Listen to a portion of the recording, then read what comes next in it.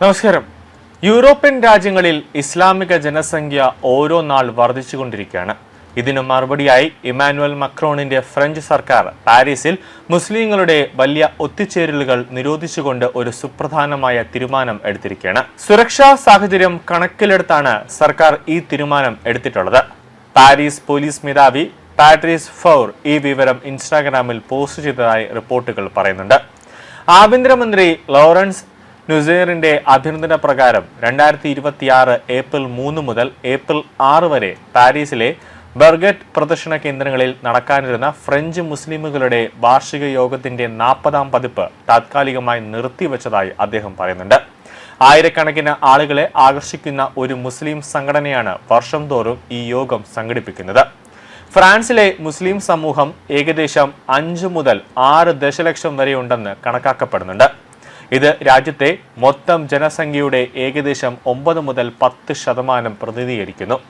രാജ്യത്തും ലോകമെമ്പാടും സംഘർഷഭരിതമായ അന്തരീക്ഷമാണ് ഇതെന്ന് ഉദ്യോഗസ്ഥർ പറയുന്നുണ്ട്.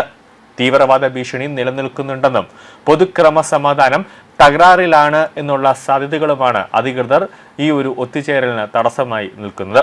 ഫ്രാൻസിലെ ബാങ്ക് ഓഫ് അമേരിക്ക ഓഫീസിൽ അടുത്തിടെ നടന്ന ബോംബാക്രമണത്തെ തുടർന്ന് സെൻസിറ്റീവ് സ്ഥലങ്ങളിൽ സുരക്ഷ വർദ്ധിപ്പിച്ചിട്ടുണ്ട്.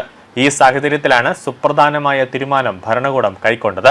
ഇതിനു പുറമെ ദേശീയവും അന്തർദേശീയവുമായ അന്തരീക്ഷം വർദ്ധിച്ചു വരുന്ന സാഹചര്യത്തിൽ ഈ തീരുമാനം എടുത്തിട്ടുണ്ട്.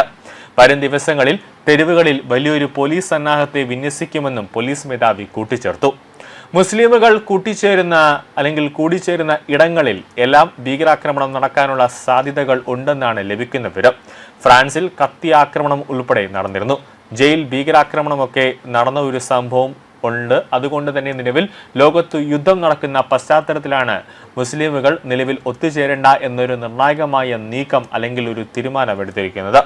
പാരീസിൽ നടക്കുന്ന ഭൂരിഭാഗം പല പരിപാടികളും സർക്കാർ ഇപ്പോൾ അനുവാദം കൊടുക്കുന്നില്ല എന്നതാണ് വസ്തുത. കാരണം ഏത് നിമിഷവും എന്തും സംഭവിക്കാമെന്ന തരത്തിലാണ് കാര്യങ്ങൾ എത്തി നിൽക്കുന്നത്. പാരീസ് മുസ്ലിം സംഘം സംഘടിപ്പിക്കുന്ന ഈ പരിപാടിയിൽ ലോകത്തിലെ പല രാജ്യങ്ങളിൽ നിന്നുമുള്ള മുസ്ലിമുകൾ പങ്കെടുക്കാൻ വരും എന്നതാണ് വസ്തുത. അങ്ങനെ സംഭവിക്കുമ്പോൾ എന്തും നടക്കാനുള്ള സാധ്യത ഉണ്ടാകും. ആ ഒരു അവസ്ഥ നമുക്ക് തള്ളിക്കളയാൻ കഴിയില്ല. അതാണിപ്പോൾ ഫ്രഞ്ച് സർക്കാർ അനുമതി നിഷേധിച്ചത്.